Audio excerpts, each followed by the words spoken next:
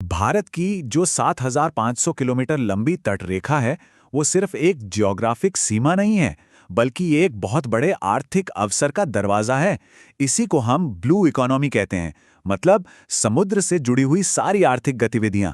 और हाल ही में ना, इस क्षेत्र में एक बहुत बड़ा कदम उठाया गया है, जो भारत की समुद्री तकदीर को हमेशा के लिए बदल सकता है। तो ये सब अचानक से खबरों में क्यों आ गया?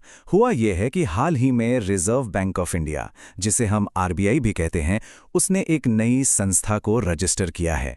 अब ये कोई मामूली रजिस्ट्रेशन नहीं था, ये एक ऐसा कदम है जिसने भारत के समुद्री क्षेत्र के सपनों को एक नई उड़ान दी है। इस नई संस्था का नाम है सागरमाला फाइनेंस कॉर्पोरेशन लिमिटेड, या शॉर्ट में कहें तो एसएफसीएल। अब ये है क्या? ये भारत की पहली नॉन बैंकिंग फाइनेंशियल कंपनी यानी एनबीएफसी है, जो खास तौर पर एक्सक्लूसिवली समुद्री क्षेत्र के लिए बनाई गई है। और भी आसान भाषा में समझें तो ये एक स्पेशल बैंक की तरह है, जिसका सिर्फ एक ही मिशन है: हमारे बंदरगाहों, जहाज़ों और तटीय इलाकों के डेवलपमेंट से जुड़े प्रोजेक्ट्स को पैसा देना। तो सवाल ये उठता है कि इस एसएफसीएल के पीछे आखिर है कौन? चलिए इस खास वित्तीय संस्था की बनावट को थोड़ा और करीब से समझते हैं। देखिए, एसएफसीएल की नींव काफी मजबूत है। ये एक सेंट्रल पब्लिक सेक्टर एंटरप्राइज है, यानी सीपीएससी। इसका सीधा मतलब है कि इसकी मालिक भारत सरकार है।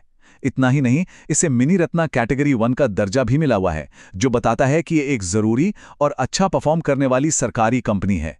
ये ministry of ports, shipping and waterways के अंदर काम करती है, और हाँ, इसके पूरे कामकाज पर रिजर्व बैंक ऑफ इंडिया की नजर रहती है।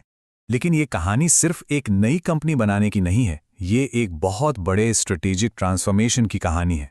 आइए देखते हैं कि कैसे एक संस्था जो पहले सिर्फ प्रोजेक्ट्स को सपोर्ट करती थी, अब खुद एक डेडिकेटेड फाइनेंशियल पावर हाउस बन गई है। इस बदलाव को समझना बहुत दिलचस्प है।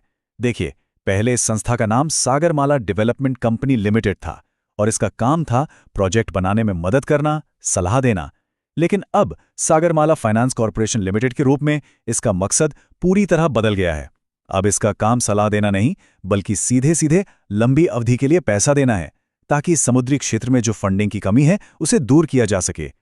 तो इस नए फाइनेंशियल पावर के साथ एसएफसीएल का असली मिशन क्या है? चलिए अब इस नए फंडिंग सिस्टम के मकसदों और इससे किसे किसे फायदा होगा, इस पर बात करते हैं। एसएफसीएल के मुख्य मिशन बिल्कुल साफ हैं। पहला, बंदरगाहों और शिपिंग से जुड़े बड़े प्रोजेक्ट्स के लिए लॉन्ग टर्म लोन देना। दूसरा, तटीय इलाकों में इंफ्रास्ट्रक्चर का विकास करना। तीसरा, इस सेक्टर की जो निर्भरता पारंपरिक बैंकों पर है, उसे कम करना ताकि प्रोजेक्ट्स में देरी ना हो। और चौथा, बंदरगाहों के आसपास नए उद्योगों को बढ़ावा देना, जिससे रोजगार पैदा हो। तो इसका असर जमीन पर कैसे दिखेगा? इसे एक चेन रिएक्शन की तरह सोचिए। सबसे पहले एसएफसीएल स्पेशल फंड जारी करेगा। ये पैसा सीधे पोर्ट चलाने वाली अथॉरिटीज, शिपिंग कंपनियों और सामान ढोने वाली लॉजिस्टिक फर्मों तक पहुंचेगा। और इसका आखिरी नतीजा क्या होगा? तटीय इलाकों में तेजी से विकास और नई नौकरियां। और ये सिर्फ बड़े बंदरगाह बनाने तक ही सीमित नहीं है। एसएफसीएल का नज़रिया बहुत मॉडर्न है। इसके फंड का 30% हिस्सा जहाज बनाने और उनकी मरम्मत पर खर्च होगा, 25% ग्रीन मैरिटाइम एनर्जी पर, मतलब समुद्री क्षेत्र में सोलर और विंड एनर्जी जैसे विकल्पों पर, और 20% हिस्सा क्रूज और कोस्टल टूरिज्म को बढ़ावा देने पर। इससे पता चलता है कि फोकस सिर्फ व्यापार पर नहीं, बल्कि एनवायरनमेंट और टूरिज्म पर भी है। ठीक है, अब जरा बड़ी तस्वीर देखते हैं। एसएफसीएल कोई अकेली पहल नहीं है, बल्कि ये भारत की एक बहुत बड़ी राष्ट्रीय समुद्री रणनीति का एक बहुत जरूरी हिस्सा है। ये पूरी योजना कई सालों में तैयार हुई है। इसकी शुरुआत हुई थी 2015 में सागरमाला प्रोग्राम से, जिसका मकसद था बंदरगाहों से विकास को जोड़ना। फिर 2021 में आया मैरीटाइम इंडिया विजन 2030, जिसने लंबे चौड़े लक्ष्य तय किए। और अब 2026 में एसएफसीएल को इन सपनों को हकीकत में बदलने वाले एक शक्तिशाली वित्तीय इंजन के तौर पर लॉन्च किया गया है। तो इन सब का आम आदमी और व्यापार पर क्या असर पड़ेगा? एक अनुमान है कि इससे लॉजिस्टिक्स यानी सामान को एक जगह से दूसरी जगह ले जाने की लागत में 25% से भी ज्यादा की कमी आ सकती है। ये एक बहुत बड़ी बचत है। इसका मतलब है कि भारत में बना सामान दुनिया के बाजार में और सस्ता और कॉम्पिटिटिव हो जाएगा। लेकिन ये बदलाव सिर्फ पैसे का नहीं है, आधुनिकीकरण की एक पूरी लहर इस सेक्टर में आ रही है। चलिए कुछ और जरूरी डिजिटल पहलुओं पर भी एक नजर डालते हैं। पैसे के अलावा टेक्नोलॉजी भी इस बदलाव में एक बहुत बड़ा रोल निभा रही है। जैसे कि सागर सेतु नाम का एक डिजिटल प्लेटफॉर्म बन रहा है जो एक्सपोर्ट इंपोर्ट से जुड़े सारे काम ऑनलाइन एक ही जगह पर कर देगा। सोचिए इससे कितना समय और पैसा दोनों बचेगा।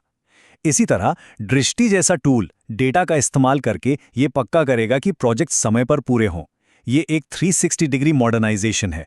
तो आखिर में सवाल यही है, एक डेडिकेटेड फाइनेंशियल इंजन और मॉडर्न डिजिटल टूल्स के साथ क्या भारत की तटरेखा सिर्फ एक सीमा न रहकर वैश्विक व्यापार और आर्थिक विकास का एक नया शक्तिशाली गलियारा बन पाएगी? इसका जवाब तो भविष्य में ही मिलेगा, लेकिन हाँ, नींव रखी जा चुकी है। Thank you for watching this video. अगर ये वीडियो आपको पसंद आया हो तो लाइक जरूर करें, शेयर करें उन दोस्तों के साथ जिन्हें यूपीएससी, लॉ या जनरल नॉलेज की तैयारी करनी है। और हाँ, सब्सक्राइब करें। आप अपने सुझाव या सवाल नीचे कमेंट में लिख सकते हैं। यूपीएससी एंड कॉम्पिटिटिव एग्जाम की गाइडेंस या मेंटरशिप के लिए संपर्क करें। Our contact information is given in description. धन्यवाद। मैं हूं कृणाल ठाकुर। मिलते हैं अगले भाग में। जय हिंद।